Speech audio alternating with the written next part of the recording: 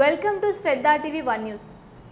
విశాఖ బుడిముత్యాల నాయుడు మాజీ deputy CM ఉపాధి హామీ పథకంలో రాష్ట్రంలో ఉన్న 47 లక్షల కుటుంబాలకు అన్యాయం జరిగింది. ఉపాధి హామీ కూలీలను చంద్రబాబు మోసం చేశారు. ఒక్కో రాష్ట్రానికి ఒక్కో విధంగా కూలీ రేటు పెంచారు.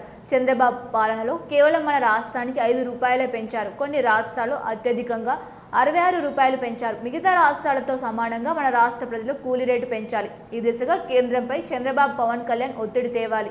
వైఎస్ జగన్ పాలనలో 5 ఏళ్లలో 211 రూపాయల నుంచి 300 రూపాయలకు పెరిగింది. జగన్ 5 ఏళ్ల పాలనలో మొత్తంగా 98 రూపాయల కూలీ పెరిగింది.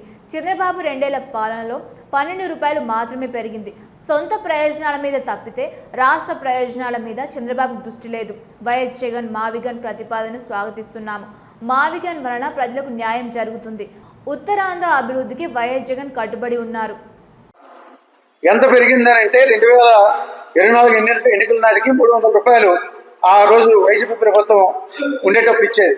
ఈరోజు కేవలం 312 రూపాయలు, అంటే 12 రూపాయలు మాత్రమే ఈ 2 ఏళ్లలో ఈ కూటమి ప్రభుత్వం పెంచడం జరిగిందనే విషయాన్ని కూడా మీ ద్వారా తెలియజేస్తున్నాం. మరి అంతేకాకుండా ఈ రాష్ట్రంలో ఉన్నటువంటి అనేక సమస్యలు, ఈ సమస్యల మీద ప్రత్యేక దృష్టి సారించవలసినటువంటి కూటమి ప్రభుత్వం ఎన్నో హామీలు ఇచ్చింది. ఈ పేద ప్రజలకి మేలు చేస్తామని చెప్పి 50 సంవత్సరాలు బీసీ వాళ్ళకే పెన్షన్లు ఇచ్చే కార్యక్రమాన్ని కూడా అమలు చేస్తామని చెప్పారు. 2 ఏళ్ళు పూర్తయింది. ఎక్కడా కూడా ఒక్క పెన్షన్ కూడా మంజూరు చేయలేదు 50 సంవత్సరాలు నిండినటువంటి వారికి.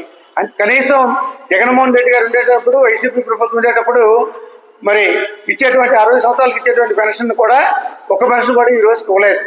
ఎంతో మంది నిర్వాహకులు భర్త కోల్పోయి వితంతువులో ఉన్నటువంటి వారికి కూడా ఒక్క పెన్షన్ కూడా ఇచ్చే కార్యక్రమం కూడా చేయలేదు. దీని మీద మీరు స్పష్టంగానే జగన్మోహన్ రెడ్డి గారు మాట్లాడారు. ముఖ్యమంత్రి గారు, మాజీ ముఖ్యమంత్రి జగన్మోహన్ రెడ్డి గారు ఏదైతే చెప్తారో దానికి ఈ రాష్ట్రంలో ఉన్నటువంటి వైఎస్ఆర్ పార్టీ వారందరూ కూడా కట్టుబడి ఉంటాము.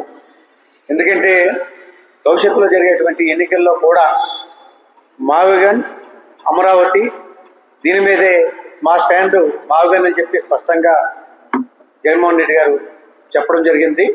మావిగన్ అని చెప్పినంత మాత్రాన ఈ ఉత్తరాంధ్ర సంబంధించి విశాఖపట్నం వెనకబడి ఉంచుతారనేటువంటి ఆలోచన అయితే ఏ ఒక్కరికి అక్కర్లేదు. విశాఖపట్నం అంటే ఎంత మేర అభివృద్ధి చేయాలి, ఏ విధంగా అభివృద్ధి చేయాలి, ఏ విధంగా కేటాయింపులు చేయాలనేటువంటిది వైసీపీ ప్రభుత్వం వచ్చిన తర్వాత తప్పనిసరిగా చేపడతారు.